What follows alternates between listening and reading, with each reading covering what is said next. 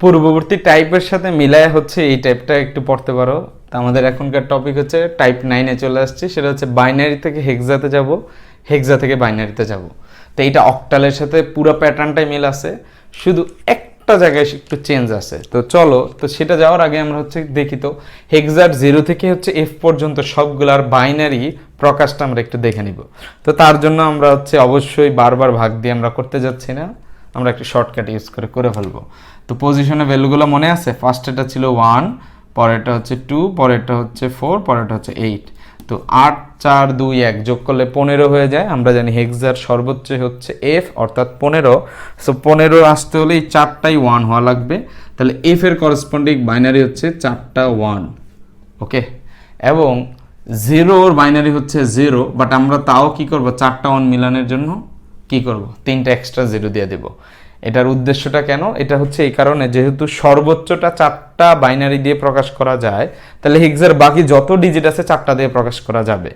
So সেটাই ধরতে ফেলতে পারতেছো। তাহলে অক্টালে শুধু কি করতাম, যে অক্টালের একটা বাইনারির 3টা, এখানে জাস্ট একটা চেঞ্জ আসবে, হেক্সার একটা বাইনারির 4টা।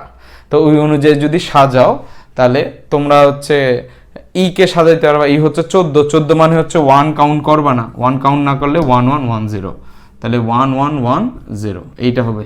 তো এইভাবে যদি করো তাহলে পুরোটা দেখতে অনেকটা এরকম মনে হবে। তাহলে চলো এই কোশ্চেনটা আমরা সলভ করি। তো এইটা হচ্ছে বাইনারি থেকে হেক্সাতে যাইতে হবে। তো নিয়মটা কি, যে বাইনারির 4টা, হেক্সার একটা, হেক্সার একটা, বাইনারি 4টা। তাহলে এই যে আমাদের রেডিক্স পয়েন্ট, সেখান থেকে আমরা হচ্ছে 4টা করে ভাগ করতে থাকি। দেখো এই যে এখানে প্রথম 4টা, দেন হচ্ছে পরের 4টা, দেখো পরে আছে 2টা।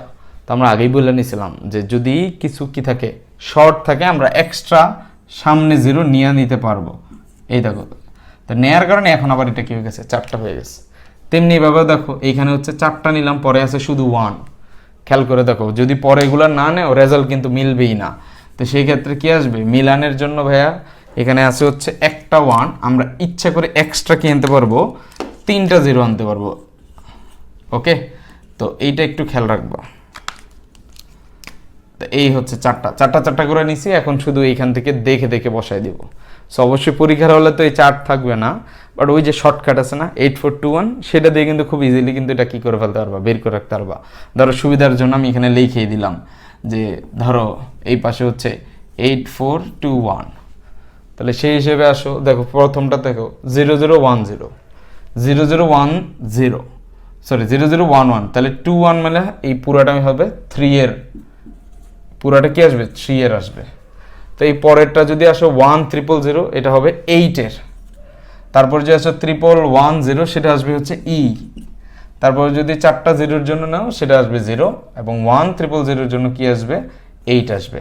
তাহলে যেটা আসবে সেটা হচ্ছে 38E এবং রেডিক্স পয়েন্ট এবং হচ্ছে 08, শেষ, হেক্সাতে চলে গেছে, ওকে।